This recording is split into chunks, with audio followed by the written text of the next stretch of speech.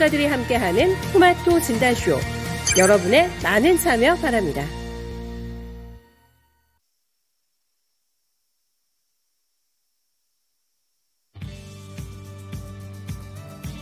네, 안녕하세요. 종목 진단 맛집 진단쇼의 김민아입니다. 오늘도 우리 시장의 분위기는 좋습니다. 상승 출발한 이후에 쭉 상승세를 잘 유지해주고 있는데요.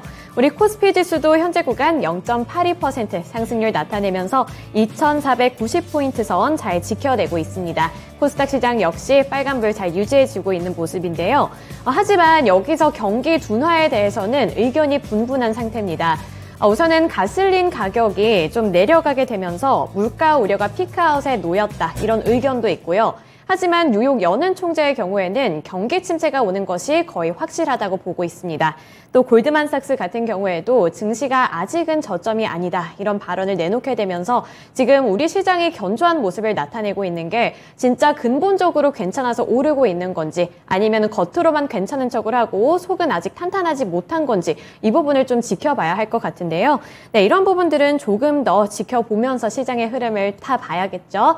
네, 그래서 이런 시장 속에서 또 우리는 어떤 힌트를 얻어볼 수 있을지 오늘도 두 분의 전문가님들과 함께 진단해 보겠습니다. 네, 오늘은 금산 전문가 그리고 강재현 운용령님과 함께 할게요.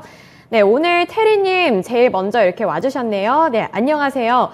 춘리 스타일이냐고요? 춘리 되게 오랜만에 듣는데, 네, 오늘은 춘리 스타일이라고 하겠습니다. 네, 그리고 러브수기님 안녕하세요. 그리고 다른 분들도 오시면 여기 인사 꼭 남겨주시길 부탁드릴게요. 그래서 오늘도 두 분의 전문가님들과 함께 고민 상담하고 싶은 종목이 있다면 네, 종목명, 매수 단가, 보유 비중, 고민과 함께 남겨주시길 부탁드리고요. 또 전화가 더 편하신 분들은 하단에 있는 번호로도 언제든 전화 문의 가능하니까요. 전화 문의도 많이 주시길 부탁드릴게요. 네, 그래서 오늘은 금산 전문가님부터 만나보겠습니다. 네, 전문가님 안녕하세요. 네, 안녕하세요. 금산입니다. 네, 오늘도 미니 강의 참 기대가 많이 되는데 어떤 주제일까요? 네, 오늘 제가 미니 강의는 자동차 주도주로 부상한다, 요 내용을 제가 말씀을 드리도록 하겠습니다.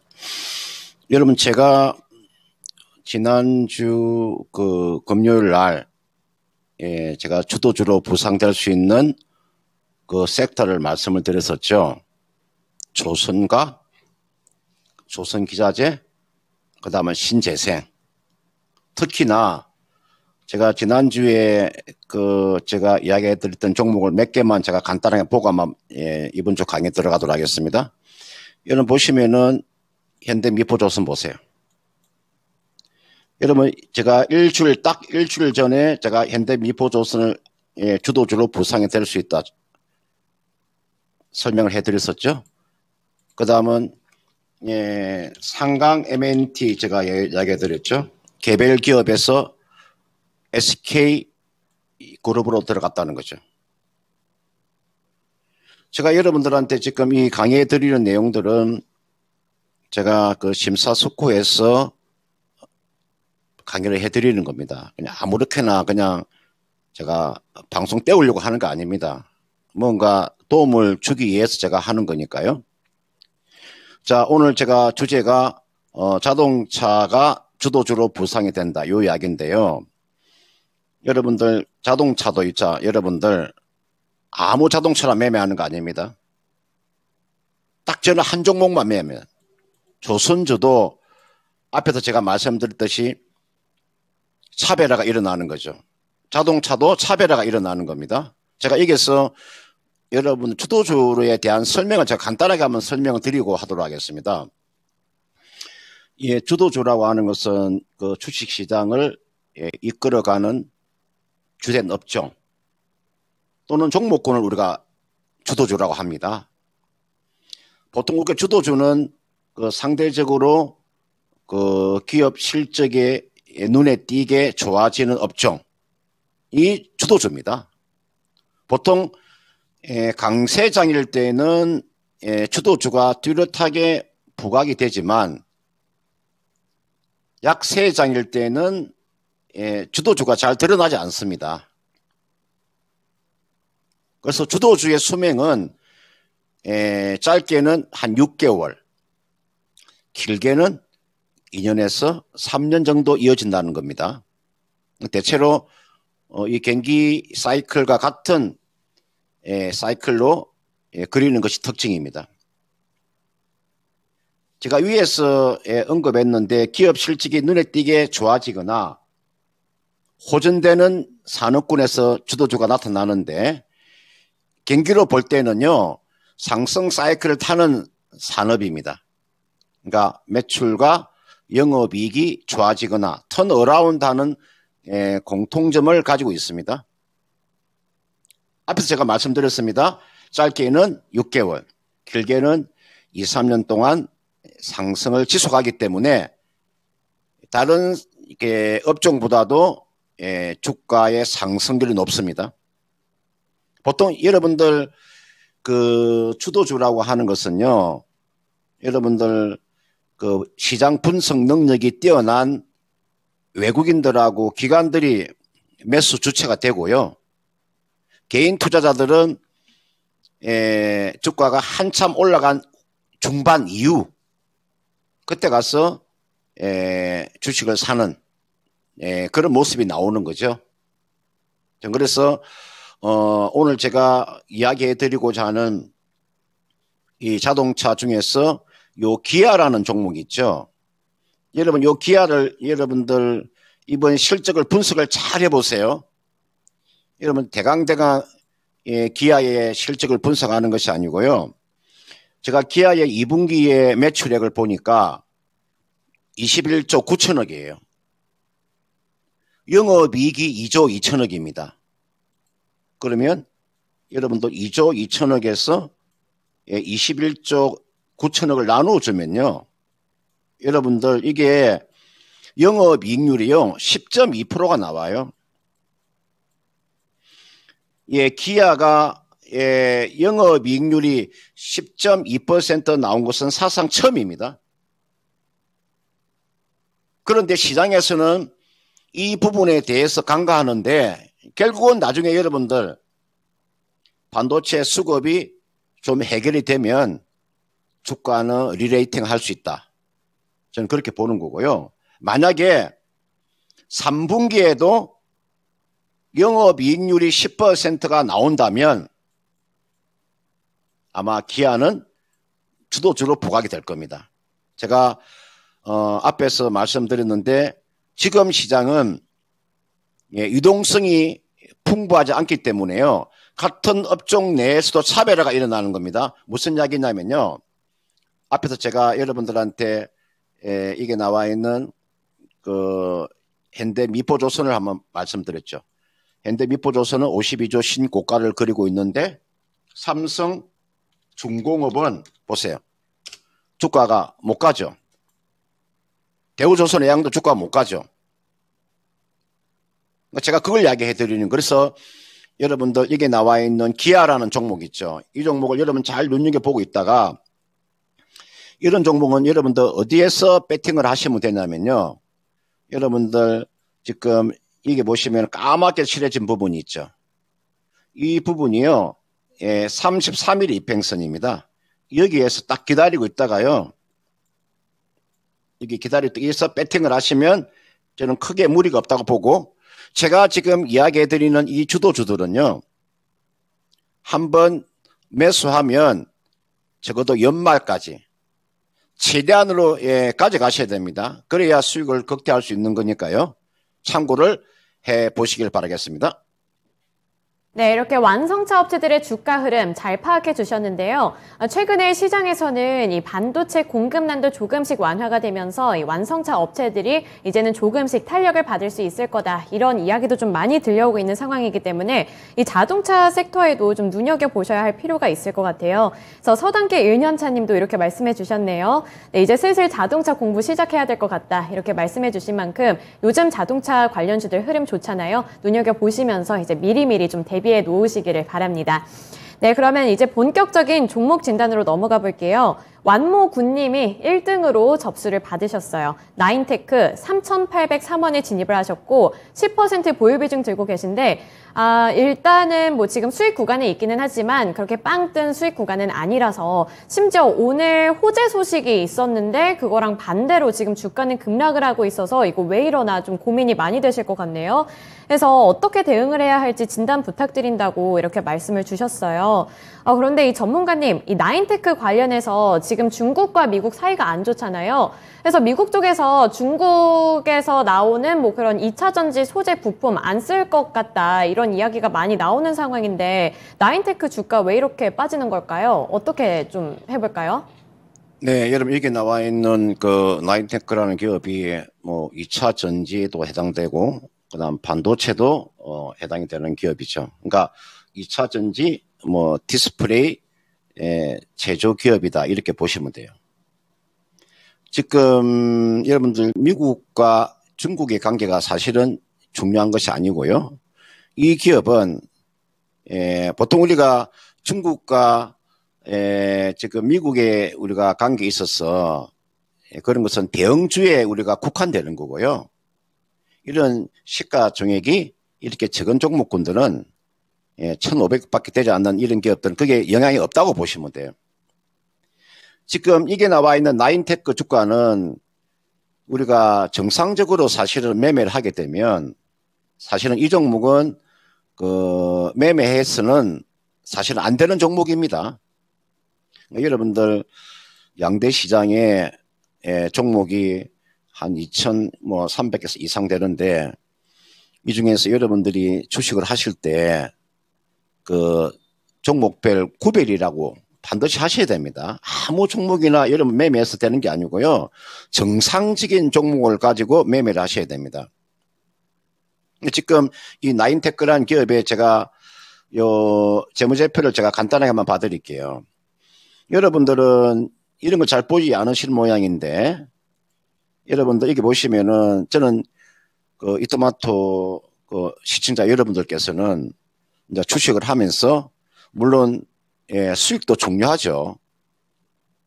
그런데 가장 기본적인 것은 말 그대로 재무제표상에서 이 종목을 매수해야 되느냐 안 되느냐를 알고 저는 주식을 하라고 말씀을 꼭 드리고 싶습니다.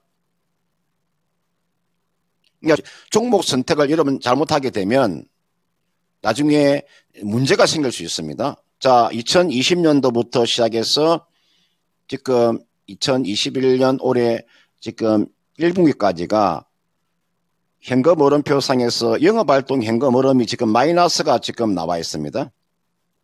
2년 연속 마이너스입니다. 이거 꼭 기억을 하세요. 이런 종목은 사실은 쳐다보는 거 아닙니다. 2년 연속 지금 마이너스입니다. 현금 흐름이.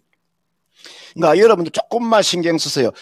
현금 흐름표상에서 영업활동 현금 흐름이 2년 연속 마이너스가 나오고 올해 지금 1분기까지도 마이너스가 나왔으니까 해수로 3년 동안 지금 마이너스라는 거죠. 사실 이걸 매매하면 안 되는 거죠. 그 다음에 여러분들 여기 보시면은 이게 지금 요 단기사채를 보세요. 지금 단기사채가 얼마 놓여 있습니까? 119억이죠. 여러분들 지금 단기 차입금이야. 단기사채가요 119억이에요. 내가 이야기 많이 해드렸죠. 주가가 이렇게 상승하게 되면 이 매물이 나온다고 제가 말씀을 드렸죠. 그리고 정상적인 기업이라고 하면 단기 사채가 없습니다. 여러분, 단기 사채는 제로 상태가 돼야 돼요.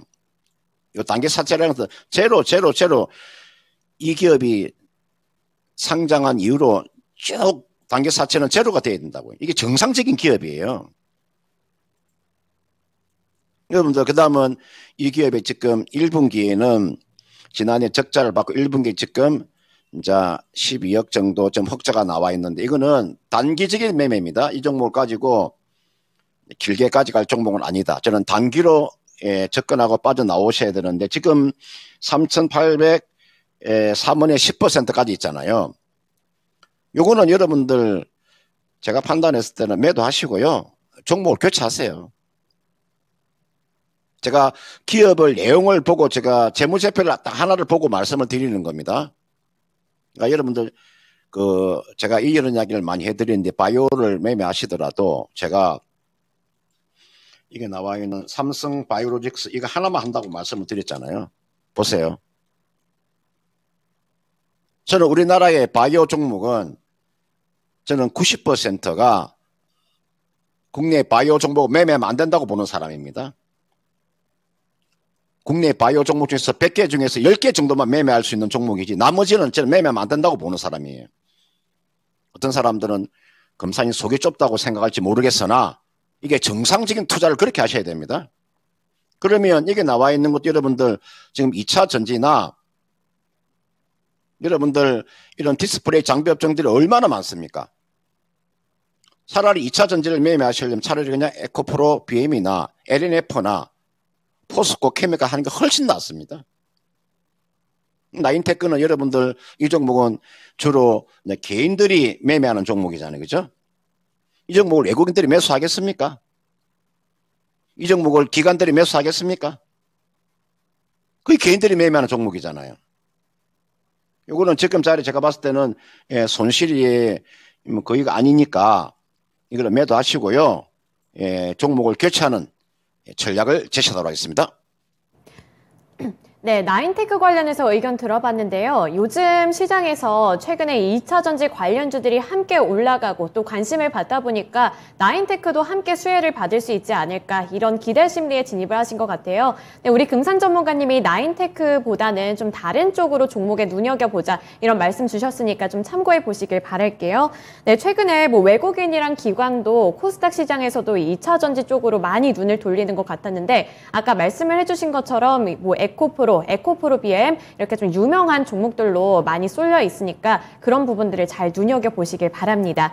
네, 이렇게 2차 전지 관련해서 이야기 들어봤고요. 다음 종목은 우리 시청자님과 전화통화 연결해 보겠습니다. 네, 여보세요? 네, 안녕하세요. 네, 안녕하세요. 오늘 어떤 종목일까요? 예, 후성이요. 후성이요? 예. 진입가랑 보유 비중도 알려주세요. 예, 19,500원에 30%요. 네, 19,500원에 30%. 한 달 전쯤에 들어가셔서 좀 잘 기다리셨네요. 예. 네, 그래서 이게 지금 오늘 급락하셔서 좀 많이 놀라셨겠어요? 네, 예. 네, 그러면 이거 지금 고민이 왜 이런지 좀 여쭤보면 될까요? 예. 네, 알겠습니다. 예. 네, 그러면 여쭤보겠습니다.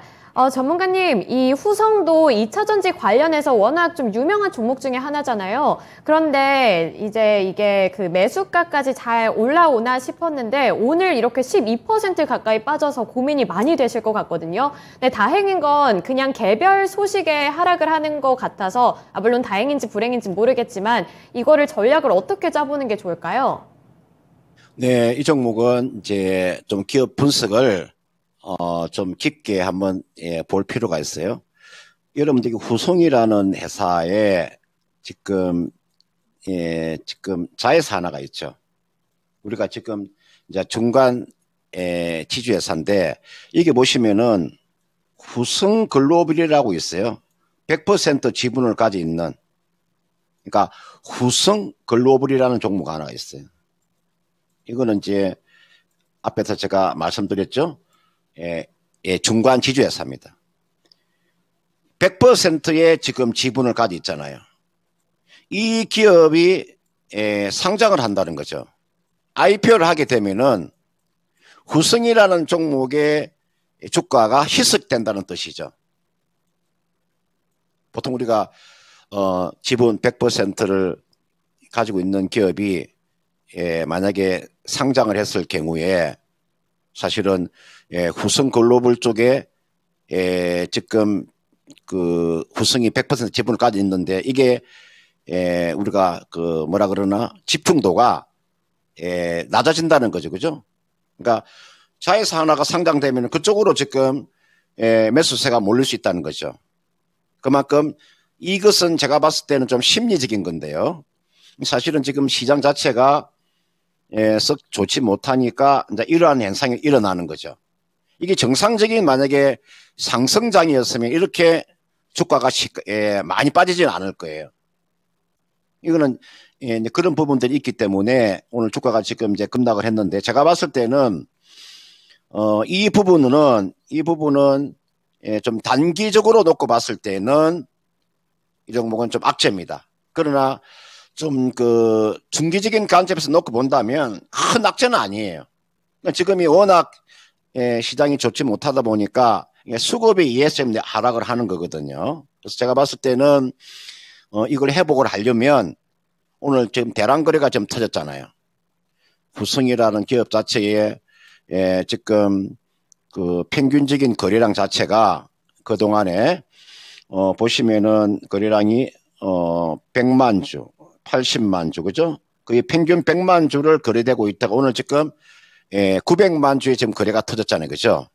요 거래량이 터졌기 때문에 아마 이런 부분들은 앞으로 한 2, 3일 정도는 주가가 좀 행보할 수 있습니다. 주가는 다 내려온 겁니다. 그러니까 지금 자리 주가 오늘 12% 빠진 것은 다 내려온 거예요. 후성이라는 기업을 놓고 봤을 때 지금 마이너스 12%는 주가 희석이 거의 마무리되는 구간이에요. 이제는 좀 시간적인 그런 기간적인 조정을 거쳐야 될 것 같아요. 이분께서 매수한 가격이 19,500원에 30%니까요.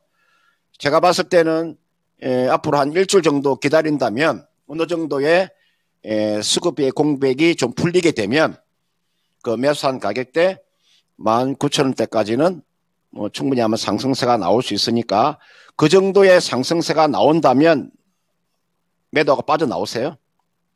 지금은 16,500원이니까 앞으로 뭐 적어도 일주일 정도 기다린다면 주가는 이미 지금 많이 빠진 자리에서 주가가 악재가 나왔잖아요.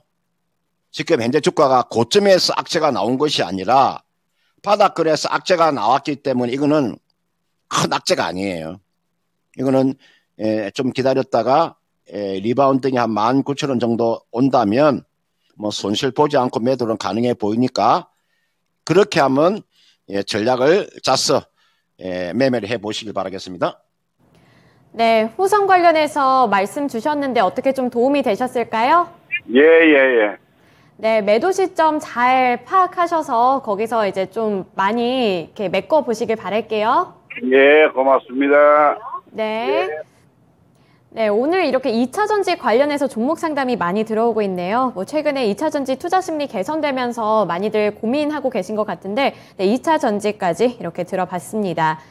다음 종목은 심성영 님이 보내주신 종목이고요. NX 2012원에 진입하셔서 15% 보유 비중 들고 계시네요. 네, NX 2012원에 진입을 하셨으면 한 6월, 5월, 5, 6월쯤에 이제 진입을 하신 것 같네요. 네, 그 다음에 이제 주가 흐름은 뭐 그렇게 좋지는 않았는데, 최근 들어서 좀 오르고 있는 것 같고, 오늘만 해도 이제 정부 쪽에서 이제 주택 공급 대책을 앞두고 상승을 하고 있다, 이런 이슈도 좀 전해져 오는 상황이라서, 이게 원금까지 회복이 가능할지, 그리고 앞으로 전망 괜찮을지 좀 궁금하실 것 같아요. 전문가님, 이 NX가 사실 근데 주택 공급이랑 어떻게 엮여서 어떤 수혜를 받을지 좀 잘 파악이 안 되거든요. 가구와 관련되어 있는 것 같아서 어떻게 보고 좀 포인트를 잡아보면 좋을까요? 예, 그렇죠. 이제 그 주택 공급 대책을 앞두고 이제 지금 가구 업종들 여기 나와 있는 NX라는 기업은 뭐 모르시는 분이 없잖아요, 그죠? 주방용 또는 우리가 뭐 주방기기, 그다음에 싱크대, 그죠? 이런 그 목재 가구도 하는 기업인데 되도록이면은 가구 종목을 매매할 때는 NX보다는 한국 가구를 하는 게 훨씬 낫고요. 제가 같은 업종 내에서도 여러분들 이게 나와 있는 이 한국 가구 같은 종목들 있잖아요. 보세요. 이런 종목은 추세가 고점 대비해서 많은 하락이 없는 거죠. 이거는 고점 대비해서 하락이 많이 없는 이유는 왜일까요? 이게 다 흑자잖아요. 그죠? 한국 가구는 적자 기업이 아니에요. 평균으로 보면은 한 20억 정도의 영업이익이 꾸준하게 나오는 종목이잖아요. 가구점을 매매하시더라도. NX는 제가 안 봐도 압니다. 이거는 적자입니다. 제가 안 봐도 훤히 압니다. 주가가 약하다는 것은 지금 보세요. 적자가 지금 4년 연속 적자를 보이고 있죠. 올해 마이너스 28억, 마이너스 85억, 마이너스 123억, 마이너스 41억. 그러니까 같은 업종 내에서도 이렇게 차별화가 일어나는 겁니다. 매매하면 안 되는 종목입니다. 그러니까 제가 다시 한번 더 말씀드립니다. 너무나 실적의 주식이라고 하는 게 살아있는 생물이라고 흔히들 이야기를 많이 하죠. 뭐 실적만 보고 가는 거냐 이렇게 생각할지 모르겠으나 좀 기본에 충실할 줄 알아야 됩니다. 이 주식 투자하시는 분이 좀 기본에 충실해서 주식을 투자하셔야지 적자 종목 이런 걸 3년 연속 적자 이런 종목을 가지고 매매해서는 안 되지 않습니까? 나중에 결국은 있잖아요. 결국은 주식이라고 하는 것 자체는 실적으로 가는 겁니다.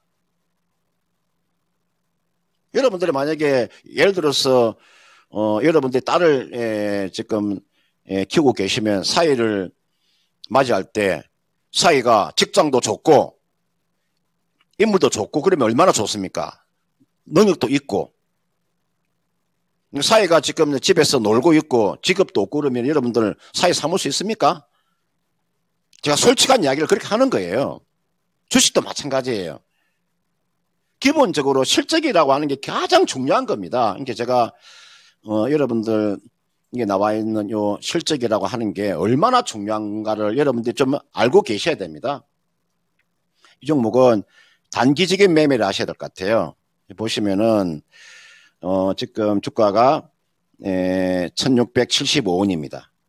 지금 이분께서 지금 2012년에 매수를 하셨는데 이번에 이거 매도 잘 못하면 상당 기간 동안 어려운 상으로 갈 수 있습니다. 이번에 매도 못하면 당분간 고생할 이유가 충분히 있습니다. 이건 제가 봤을 때는 다음 주 월요일 정도, 월하 정도에서는 마무리하세요.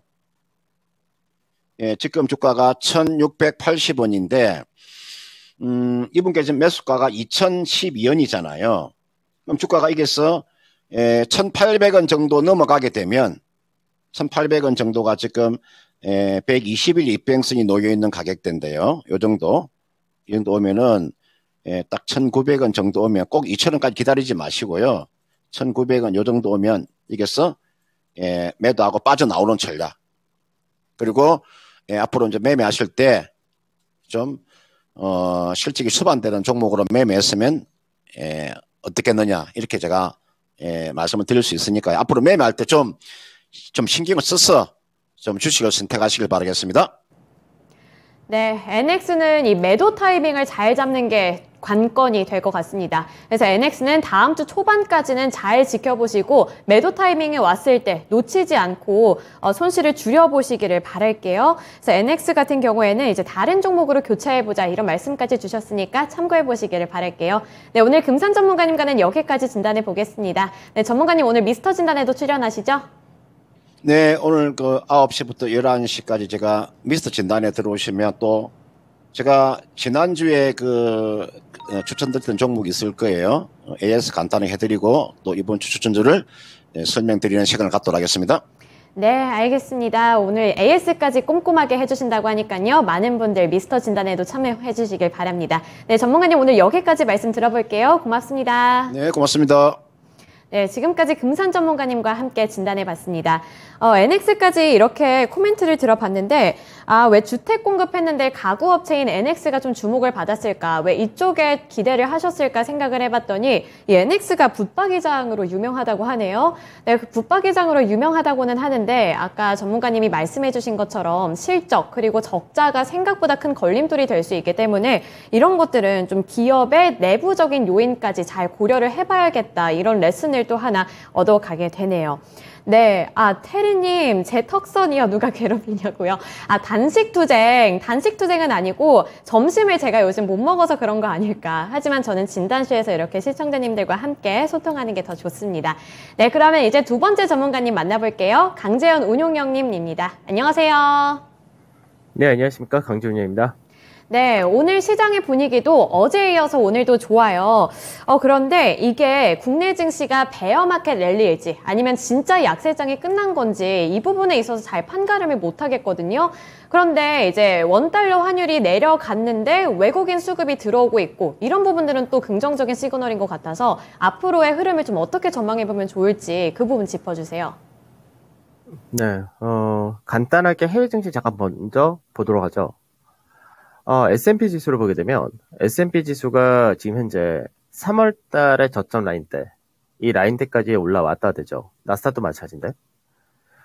시장에서 1차적으로 앞전에 이 3월 달 주가가 빠졌을 때, 그 당시에 시장에서 본격적인 하락장, 경기 침체가 온다라고는 얘기 안 했었습니다. 연준에서의 가파른 금리 인상과 유동성 해소, 그리고 뭐 여러 가지 얘기가 좀 있긴 했었지만, 그러니까 현재 이 구간대 올라왔다는 얘기죠. 그러면 지금 뭐 중국이라든지 이런 쪽도 최근 들어서는 하락이 세긴 했지만 결국 예전 3월 달에 저점 자리대에선 지지를 받는 그런 구조를 보여준다 되는 거고요. 다만 국내 증시가 아직까지 그런 부분에서가 많이 모자르죠. 국내 증시가 3월 달에 저점 자리대를 올라오려면 2600이 넘어가야 되니까. 그러니까 단순하게 우리가 지표로 볼 때 이렇게 나오는 거고, 그다음에 환율 같은 경우는 앞전에 3월달 비하면은 여전히 높지만 반대로 유가 같은 경우는 올해 3월달에 유가를 만졌던 자리대가 90불이 좀 안 됐었는데 그 이하로 현재 내려왔습니다. 그러니까 그동안 시장을 짓눌렀던 여러 가지 악재들이 현재는 해소가 된다가 되어가고 있는데, 여러 가지 악재가 중첩이 되어 있을 때는 시장에서 경기 침체가 온다는 쪽으로 많이 시장에서 무게를 뒀다가 최근 들어서 미증시에서는 강세장이 초입 구간이다 이런 얘기까지로 나온다 정도로 약간 의견이 팽팽하다 되어 있습니다. 그러니까 지금 현재 베어마켓 랠리, 즉 하락장에서의 단순하게 기술자 반등이냐, 아니면 약세장이 끝난 거냐, 아니면 강세장이 초입이냐, 여러 가지 관점이 있을 텐데 지금 현재 약세장이 끝났다는 부분은 맞다고 보면 되겠죠. 다만 베어마켓 랠리란 부분이 나타나냐 아니면 상승장의 초입으로 되느냐는 조금 시간이 있어야지 좀 더 확인이 가능하다 정도 이렇게 보시는 거고, 다만 이제 국내 기업들의 올해 순이익을 보게 될 경우는 순이익이 올해가 또 역대 최대이죠. 그러니까 주가는 많이 빠져 있지만 실적으로 봤을 때는 실적은 역대 최고 수준을 아직까지 전망하고 있다는 부분을 본다면 국내 증시가 현재 구간에서 우려를 하거나 단기적인 반등 어디까지 볼 거냐, 여기까지는 아직 생각할 필요는 없다로 생각하고 하시면 될 것 같습니다. 네, 이 베어마켓 랠리의 가능성보다는 이제 약세장이 정말로 끝나가는 거다, 이 부분에 조금 더 가능성을 무게를 실어주셨네요. 그래서 이게 제발 약세장이 끝이고 이 하반기 동안에는 다시 이제 증시 주가가 회복되는 그런 기간이 됐으면 좋겠다는 생각이 드네요. 그런데 일단 그래도 참고를 해보셔야 할 부분이 하나가 있는데, 이 클리블랜드 연은 총재는 인플레이션이 사라질 때까지는 더 높은 금리를 지지하겠다 이런 멘트를 내놨기 때문에 또 금리 인상에 따라서 어떤 시장 변동성이 나타날지 이 부분은 어느 정도 좀 염두에 두셔야 될 것 같습니다. 그래서 이런 글로벌 증시 흐름까지 잘 파악하시면서 현명한 투자 계획 세워보셨으면 좋겠네요. 네, 이제 다음 종목 진단으로 넘어가 볼게요. 붉은 노을님이 보내주신 종목이고요. 금호석유예요. 18만 5천 원에 30% 보유 비중 들고 계신데 얼마나 기다리면 회복이 가능할까요? 이렇게 보내주셨네요. 금호석유 같은 경우 18만 5천 원이면 되게 오랫동안 들고 계셨네요. 이제 조금 있으면 거의 1년이 채워지는 날인데 석유 관련해서는 사실 탄력을 받을 만한 이유도 좀 많았기는 한데 그런 주가 흐름은 또 아니었고, 또 최근에 이렇게 급락을 연출했기 때문에 이게 진짜 과연 올라갈 수 있을까 되게 많이 의구심이 들 것 같은데요. 운용형님 어떻게 보시나요? 우선은 이제 오늘 실적 발표했습니다. 금호석유가 영업이익 컨센스가 3,480원 정도 이렇게 된다. 부합을 할 걸로 보여요. 그래서 이제 금호석유는 뭐 실적 자체가 쇼크가 아니면은 반등이 나온 데는 어렵지 않은 그런 상태다라고 보시면 될 것 같고, 사실 제 화학주들 전체적으로가 유가가 많이 올라간 부분이 가격 전이가 잘 안 된다. 그렇기 때문에 스프레드가 이익이 축소가 되고 그 부분이 안 좋다 이렇게 봤던 건데, 실제로 이제 경기가 침체란 부분도 이제 다 들어가 있습니다. 그래서 경기가 침체가 아니라 개선되는 흐름이 나온다면 결국 이제 금호석유도 주가가 어느 정도 반등 흐름을 보여줄 가능성이 높다. 이렇게 보시면 되는데, 우선 이제 1차적으로는 반등을 해야 될 구간이 어디냐면은 14만 3천원짜리 이 가격대를 먼저 반등하는 흐름이 필요합니다. 그래서 이 부분은 오늘 실적이 양호하게 나오는 그런 과정을 보여준다면은 이 라인대를 이제 이번 달 중에 회복하고 안착하는 흐름도 기대할 수 있다 정도 이렇게 보시면 될 것 같고, 그 다음에 이제 시장에서 뭐 실적이라든지 밸류 자체가 싼 거는 뭐 다 알고 있는 내용이기 때문에 제가 달리 뭐 더 부연 설명을 해드릴 필요는 없을 것 같고, 그러고 나서 이제 이 가격대, 그러니까 14만 3천원 정도에서 16만 5천원 이 가격대에서 매물 소화하는 과정이 들어갈 겁니다. 그래서 이 매물 소화를 하고 난 다음에 그리고 나서 마디 하나를 뽑는 과정이 나올 수 있는데, 그렇게 될 경우는 작년 연말 이때 가격이니까 얼추 한 18만 5천원에서 19만 원 정도 이렇게 될 겁니다. 그래서 지금 현재 갖고 계신 매수 단가보다 조금 더 위, 여기까지는 시간 투자를 좀 하시면은 뭐 나올 수 있는 그런 가격이다, 이렇게 말씀을 드려도 될 것 같습니다.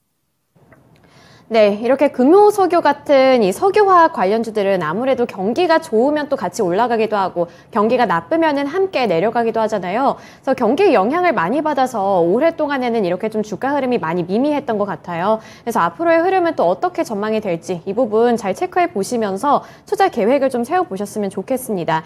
그리고 최근에 유가가 뭐 130달러 선까지 올라간다 이랬다가 다시 내려오기도 하고 지금은 하락 구간에 나타나 있으니까 이 금호석유 같은 뭐 나머지 화학 관련주들은 또 어떤 주가 흐름 나타내게 될지 눈여겨보시길 바랄게요.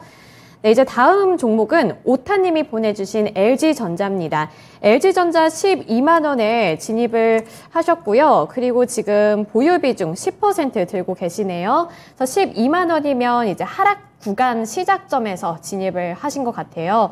네, 지금 96,000원대까지 내려앉아서 물타기를 해도 괜찮을지 이 부분이 궁금하다고 하시는데 어떻게 할까요?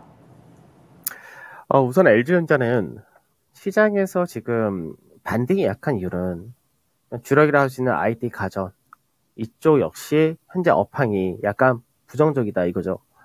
그러니까 이제 코로나 때 워낙에 많은 가전에서의 수요가 늘어났었고 그 부분이 교체를 한 시기에 있어서 사람들 심리적인 부분에서 경기가 돌아온다가 되면은 이제 교체를 하거나 신제품 사는 거는 약간 망설이게 되죠. 그러다 보니까 IT 업황에 대해서 약간 부정적인 인식이 현재는 좀 들어와 있다 이렇게 되는 거고, 반대로 LG전자가 그렇다고 해서 뭐 밸류가 비싸거나 실적을 아예 못 내거나 그런 건 아닙니다. 근데 이제 반등을 할 수 있는 모멘텀을 어디서 만들어야 되냐면 자동차 전장 부품 쪽 이쪽에서 나와줘야 돼요. 그러니까 이쪽이 2분기 실적을 보게 되면 약간 흑자 전환이 되는 모습을 보여줬습니다. 그래서 이쪽에서가 본격적인 실적을 보여줘야 그때 이제 밸류적인 부분에서도 그리고 성장적인 측면에서도 반등할 수 있는 여건이 만들어진다 되겠죠. 그러면 지금 현재 뭐 12만 원에 10%인데 추가를 하신 쪽도 나쁘진 않다고 봅니다. 어차피 시장에서 저점 어느 정도 만들어진 그런 케이스이기 때문에 추가를 좀 더 하신 것도 괜찮은데, 그리고 나서 반등을 할 때는 비중 한번 축소하는 과정이 필요합니다. 그래서 지금 현재는 반등이 나온다 했을 때 11만 2천원에서 12만 4천원 요 가격대 정도가 우선 1차적으로 반등이 나올 수 있는 그런 구간인데, 그러니까 추가를 하셔서 평단 낮추신 다음에 이 가격대에서 추가분 정리를 하시고 나머지 물량은 좀 더 끌고 가셔가지고 나중에 이제 자동차 전장이나 이쪽에서가 본격적인 모멘텀을 좀 세게 받는다가 되면은 그때는 13만 원에서 14만 원짜리 때까지도 열린다 이렇게 볼 수 있기 때문에 나머지 물량을 더 끌고 가셔도 괜찮을 것 같습니다. 네, 추가 매수 관련해서도 의견을 주셨고 이제 끌고 가도 괜찮겠다 이런 의견 주셨으니까요. 잘 참고해 보시길 바랄게요. 네, LG전자 그리고 IT 업종에 관련해서는 이 투자 심리가 참 많이 변동성이 있는 것 같은데 최근에 이런 투자 심리 같은 부분 잘 참고해 보시고요. 금리 인상 부분까지 잘 체크해 보시길 바랄게요. 네, 이제 다음 종목은 황희성 님이 보내주신 종목이고 대형주입니다. 대형 2차전지 관련주고요. LG 에너지 솔루션 42만 8천 원이 평균 단가고 30% 보유 비중 들고 계십니다. 황희성 님 오늘로 179일째 보유 중이시라고요. 되게 꼼꼼하게 주가 흐름을 체크해 보셨나 봐요. 그래서 장기로는 목표가를 50만 원 이상으로 보고 있는데 지금 현재 구간에서도 어쨌든 간에 수익 구간에 진입을 해 계시잖아요. 그래서 이 시점에서 비중을 덜어내야 할지 아니면 그냥 전량 매도를 해야 할지 이 부분이 궁금하다고 하시네요. 네, 운영님님 어떻게 보시나요? 네, 먼저 결론적인 부분을 먼저 말씀드리자면 비중을 좀 더 내시는 게 좋습니다. 그러니까 이제 LG에너지솔루션 같은 경우는 지난달 보호예수 해제란 부분이 우려를 했었습니다. 근데 그 보호예수가 해제될 때 LG화학에서 했단 말이 아직까지 성장성이 뛰어나다라고 생각하기 때문에 그 보호예수 물량을 뭐 현재 지분 매각할 예정이 없다 이렇게 얘기를 했었죠. 그리고 난 다음에 GM과의 합작사 이슈가 한 번 더 강하게 붙었고요. 최근 들어서는 이제 대만 관련해서 이제 뭐 펠로시 의장이 대만을 갈 때 그거에 따른 좀 중국에서 이제 안 좋은 얘기를 한 부분이 CATL을 미국에 공장 증설하기라고 공장을 아예 만들기로 했던 부분을 우선은 보류를 했다 이렇게 얘기해놨고요. 그 미국 내에서의 강경파라고 하는 의원들이 중국산 이제 2차 전지 소재 장비 이런 것들을 쓴 전기차에 대해서는 미국 내에서 보조금 지급을 안 할 거다. 이런 이슈가 나오다 보니까 국내 2차 전지 관련 쪽이 모멘텀을 또 받은 그런 케이스가 되었죠. 그럼 이제 지금 현재는 45만 원짜리대가 거의 다 왔다가 되는데 이 가격대가 실제로 상장하고 나서 한번 무너지고 나서 계속해서 왔다 했던 그런 가격입니다. 그러니까 이 가격대에서 안착하는 과정은 어제 시간이 좀 걸린다. 이걸 보셔야 되고 제가 절반의 매도를 절반이 아니라 이제 어느 정도 일정 비중을 덜어내시라고 말씀드리는 건 뭐냐면 앞전에 현대중공업 한번 잠깐 보실 필요가 있어요. 현대중공업이 작년에 상장을 해가지고 주가가 이제 굉장히 가파르게 올라갔었죠. 그래서 올해 같은 경우 이제 현대중공업이 이제 15만, 16만까지 간 적이 있었는데 그때도 마찬가지로 보호예수가 해제되었을 때 회사 측에서는 이 지분을 매각할 생각이 지금 없다. 앞으로의 전망이랑 좋기 때문에 팔 이유가 없다라고 했었는데 언제 팔았냐면 MSCI 인덱스에 이제 현대중공업이 편입이 될 때 어느 정도의 유동비율을 만들어야 되거든요. 그 유동비율을 만드는 거를 회사가 블록딜을 통해서 그쪽으로 이제 물량을 넘겼다가 되는 겁니다. 그러니까 일반 우리 알고 있는 증권사라든지 이런 쪽에다 블록딜을 한 게 아니라 MSCI 편입에서 일정 정도의 비중을 덜어내야 될 부분을 그렇게 블록딜을 해버렸다 이렇게 됐는데 이번에 LG에너지솔루션 같은 경우도 실질적으로 MSCI 이제 편입 비중을 늘려야 되는 시기이기 때문에 그 부분에 대한 결정이 아마 다음 주인가 다다음 주인가 이제 결정되는데 그때 이제 비중 자체를 지분 매각을 그런 식으로 할 가능성도 배제할 수가 없다 됩니다. 그래서 그런 부분이 남아있기 때문에 그리고 지금 현재는 중국에서 CATL이나 이런 쪽에서가 보류를 한 거지 중단한 건 아니에요. 그래서 현재 대만 문제로 인해서 미중 간의 무역 분쟁이 확대될 가능성을 언급을 하면서 모멘텀을 받았는데 현재는 그렇게 충돌이 나타나거나 뭐 되게 악화되거나 이런 건 아니기 때문에 그래서 나중에 지금 현재 받고 있는 호재성 재료들이 희석될 수 있다는 거. 그래서 그런 부분에서는 일정적인 부분의 비중을 덜어내고 가시는 쪽이 좋다. 이렇게 말씀드리겠습니다. 네, LG 에너지 솔루션 관련해서는 일정 부분은 덜어내자. 네, 이 부분이 키포인트가 될 것 같아요. 그래서 황희성님 여기서 비중을 덜어내야 할지 이 부분이 가장 고민된다고 하셨잖아요. 여기 답을 내려주셨으니까 참고하셔서 더 나은 투자 판단 해보시길 바랄게요. LG 에너지 솔루션 관련해서는 그래도 이 긍정적인 시그널로 볼 수 있는 게 최근에 외국인의 수급이 계속 유입이 되고 있거든요. 그래서 이런 부분들도 잘 참고하셔서 외국인이 관심을 보이고 있다. 이 부분도 잘 체크 포인트로 두어 보시기를 바랍니다. 네, 이제 다음 종목 상담은 또 전화통화 연결을 해보겠습니다. 네, 시청자님 안녕하세요. 안녕하세요. 네, 오늘 어떤 종목 들고 오셨어요? 네, KH바텍입니다. KH바텍이요? 네네. 네, 매수가랑 보유 비중도 알려주세요. 1,900원에 10%입니다. 1,900원이요? 아, 29,000원이에요. 29,000원. 네, 29,000원이면 혹시 최근에 진입하신 걸까요? 아니면 몇 달 전에 진입하신 걸까요? 지난달에 했어요. 7월 20일 날이요. 얼마 안 되셨구나. 네네. 네, 주가가 이렇게 뭐 뒤집은지하고 그 못 가갖고. 네. 종목을 딴 걸로 바꿔야 되나 이 고민 중입니다. 종목 교체까지 생각을 하고 계신 거예요? 네네. 네, 알겠습니다. 이거 들고 가도 될지 아니면은 다른 종목으로 교체해보는 게 나을지 한번 여쭤볼게요. 네, 감사합니다. 네. 네, 운영형님 요즘에 이 폴더블폰 관련해서 종목 상담이 꾸준히 들어오고 있거든요. 네, 이 KH 바텍 같은 경우에도 삼성전자에 납품을 하는 관련주라서 되게 관심을 많이 받고 있는데 최근까지는 주가 흐름이 괜찮다가 또 오늘 이제 보합권에 있고 뭐 며칠 전부터 이제 다시 하락 전환을 해서 걱정이 되시는 것 같아요. 그래서 이게 만약에 주가 흐름이 나쁘다면 종목 교체도 고민을 하고 계신 것 같은데 어떤 선택을 하는 게 좋을까요? 우선 교체 쪽으로 좀 무게를 좀 두고 싶고, KH바텍 같은 경우는 이제 7월달 저점 만들고, 단기간의 상승폭 자체가 거의 한 23% 정도? 이렇게 굉장히 가파르게 올라온 종목이죠.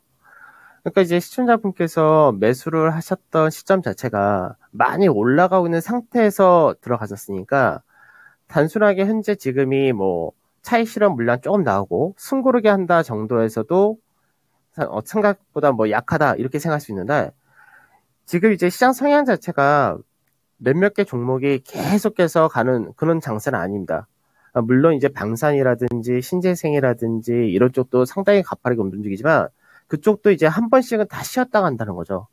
그러니까 시장 자체의 성향이 지금 뭐 우리가 2020년도나 2021년처럼 가는 쪽이 막 날아가거나 그런 건 아니라고 생각하시고 매수를 하거나 종목을 선택하실 때는 조금 숨고르기 어느 정도 됐구나 라고 생각할 때 그때 이제 진입을 하신 쪽이 좋지 않을까. 먼저 이런 부분 말씀드리고요.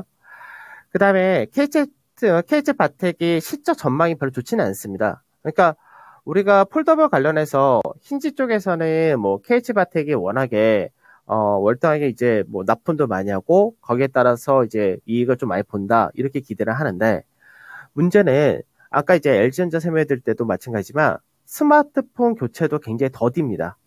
그러니까 물론 이제 삼성뿐만 아니라 앞으로 아이폰이라든지 그리고 중국의 업체들도 폴더블을 계속해서 더 늘리는 추세이기 때문에 그런 부분을 볼 때는 성장성이라든지 이런 것들을 가지고는 있습니다. 다만 이제 올해까지는 아마 매출의 증가가 아주 의미 있게 나온 거는 조금 쉽지 않을 것 같습니다. 그러니까 우선 지금 현재 스마트폰 교체라든지 이런 것들 자체가 굉장히 활발하게 이루어지지는 않고 있는 그런 상태인 거고, 그래서 아직까지 실적이라든지 이런 부분을 볼 때는 뭐 개선되는 모습도 별로 없고, 아마 2분기 실적도 시장 컨센서스가 한 40억 정도 되는데, 그 정도에 그냥 부합한다 수준 정도 되지 않았겠습니다. 그래서 차트적인 부분 볼 때도 지금 현재는 KH바텍이 거의 2년 넘게 박스권 흐름인 거죠. 그러니까 이 종목은 아직까지 박스권이라고 생각을 하고 움직이신 거 좋고, 앞전에 위에서 매물 자체도 상당히 많이 만들어놨기 때문에 그래서 KH바텍 같은 경우 이 박스권의 중간 마디가 21,000원에서 22,000원 사이입니다. 그래서 이 가격대 올 때마다 한 번씩 저항 받는 것도 당연하다 이렇게 보셔야 되기 때문에 이 종목은 21,000원에서 22,000원가 시전자분 매수가보다 조금 더 위에서는 그냥 정리를 하시고 차라리 다른 종목으로 교체를 하신 쪽으로 아니면 아예 더 내려왔을 때 내려올 때는 이제 다시 한번 19,000 정도 내려올 수 있으니까 그런 자리대에서 진입을 하신 거 이렇게 말씀을 드리도록 하겠습니다. 네, 시청자님 아까 종목 교체도 고민하고 계신다고 하셨잖아요. 근데 종목 네네. 교체를 좀 추천해 주셨네요. 네네네. 감사합니다. 네, 좀 더 좋은 종목에서 손실 메꿔보시기를 바랄게요. 네, 감사합니다. 네. 네, 어제도 이렇게 폴더블폰 관련주가 여기 진단쇼에 고민으로 올라왔던 것 같은데 오늘도 이렇게 올라오네요. 이 폴더블폰 관련주는 아무래도 이 폰의 매출의 영향을 되게 많이 받는 것 같은데 제가 든 생각은 요즘에 뭐 중국 쪽에서 좀 난리잖아요. 이렇게 좀 정서가 많이 안 좋기 때문에 그쪽 시장의 영향을 또 많이 받지 않을까 이런 생각이 들어서 중국 시장도 좀 체크를 해보시면서 매매를 해보셨으면 좋겠네요. 네, 이렇게 폴더블폰 관련주 오늘도 상담을 진행해 봤고요. 제 다음 종목은 가블렛님이 보내주신 종목이고 현대오토에버입니다. 127,500원에 진입하셨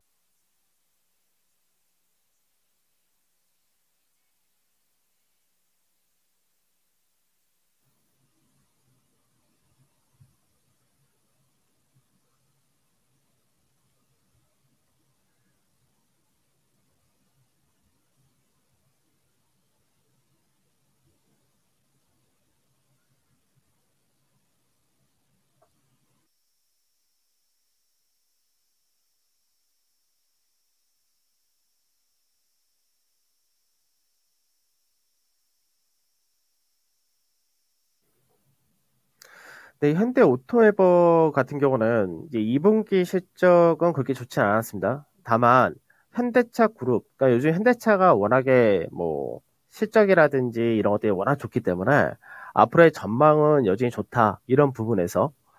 근데 현재 소프트웨어 쪽은 현대 오토에버가 상장한 회사들 중에서 거의 유일하다 이렇게 돼 있죠. 그래서 결국은 현대차 그룹이 현재 뭐 전기차라든지 이런 쪽만 한 것이 아니라 향후 여러 가지 사업을 많이 추진하는 데 있어서 소프트웨어를 계속해서 육성시킬 수밖에 없는 케이스인 거고요. 그래서 그런 부분에서가 현대 오토에버 같은 경우는 주가가 강세를 띠고 그리고 추가적인 프리미엄도 일부 받아가는 그런 모습을 보여준다 이렇게 보셔야 되는데, 그러니까 뭐 우리가 성장이다라고 할 때는 사실 매출의 성장이라는 부분이 확연히 나타나줘야 됩니다. 그래서 현재 현대 오토에버 같은 경우는 매출 성장이 매년 한 20% 이상씩 증가를 하고 있고, 그 순이익이나 영업이익가 아직까지 뭐 그렇게 의미가 아주 크게 정도로 그렇게 나타나지 않는데, 그런 걸 감안했을 때는 성장 프리미엄을 받고 있다 정도 생각하시면 될 것 같은데, 지금 현재 현대 오토에버 같은 경우는 지금 전체 이쪽도 박스권입니다. 그래서 나중에 현대차라든지 이런 쪽보다는 좀 더 현재는 강세를 띈다 정도 보시면 되고, 나중에 돌파하는 흐름을 기대를 할 수 있는데 14만 5천원짜리 되겠죠. 그러니까 이 라인대를 돌파를 하게 되면 어차피 신고가이기 때문에 그때는 추가적인 윗자리가 더 열린다 이렇게 보실 수 있습니다. 그래서 현재 이 종목은 그래도 14만 5천원짜리 전후 거기서는 한 번은 비중 줄였다가 하시면 좋은데 비중이 많지는 않으시니까 그냥 이 라인대 돌파한지 보고 나중에 안착하고 그 다음에 추가적으로 마디폭을 뽑는다가 됐을 때는 한 17만원, 18만원 정도까지 열린다 정도 보고 가시면 될 것 같습니다. 네. 잠시 오디오가 고르지 못했던 점 양해 부탁드립니다. 우리 강재원 운용령님께서 정말 꼼꼼하게 이렇게 진단을 해주셨는데, 우리 가블레님 여기서 가장 고민되는 부분이 14만 원까지 갈 수 있을까요? 이 부분이었잖아요. 네, 14만 원 이상까지 갈 수 있다 이런 말씀 주셨으니까요. 조금 기쁜 마음으로 투자를 잘 해보셨으면 좋겠네요. 네, 운용령님과는 여기까지 진단해 보도록 하겠습니다. 운용령님 오늘 아니죠, 주말 동안에 공방이 있으시다고요? 네, 매주 토요일 날 유튜브에서 이제 공개 방송을 진행하고 있습니다. 그러니까 매주 주제는 거의 똑같습니다. 한 주간의 시장 전체적으로 총 정리를 하고, 그리고 다음 주에 있을 이벤트라든지 여러 가지를 보면서 전략을 세운다 이 부분인데, 토요일 9시 진행하니까 많이 참여들 하시면 될 것 같습니다. 네, 토요일 오후 9시에 이 8월의 첫 주를 총 정리해주고 또 앞으로는 또 어떤 전략을 세워보면 좋을지 이 부분 잘 짚어주신다고 하니까요. 많은 시청자분들 여기도 참석하셔서 더 많은 알찬 정보들 얻어가시기를 바랄게요. 네, 운영님 오늘 말씀 고맙습니다. 네, 감사합니다. 네, 오늘 이렇게 금산 전문가님 그리고 강재현 운용령님과 함께 진단해봤습니다. 오늘도 여러 가지 종목들 함께 진단해봤는데요. 이렇게 진단받은 종목들 그리고 꿀팁들 얻어가시면서 주말 동안에 내 포트폴리오 재정비도 잘 해보셨으면 좋겠습니다. 네, 그리고 오늘은 금요일 밤에는 미스터 진단이 있죠. 네, 미스터 진단도 이렇게 진단쇼만큼 많이 참여해주셨으면 좋겠고요. 아래 하단에 있는 번호로 언제든 참여 가능하시니까 오늘 밤에 미스터 진단도 많은 시청 부탁드립니다. 네, 한 주 마무리 잘 하시길 바라겠고요. 오늘의 오후장도 잘 마무리하시길 바랍니다. 지금까지 투자 판단에 대한 도움 정보를 드렸고요. 하지만 특정 종목의 상승과 하락을 보장하지는 않습니다. 시청해주셔서 고맙습니다.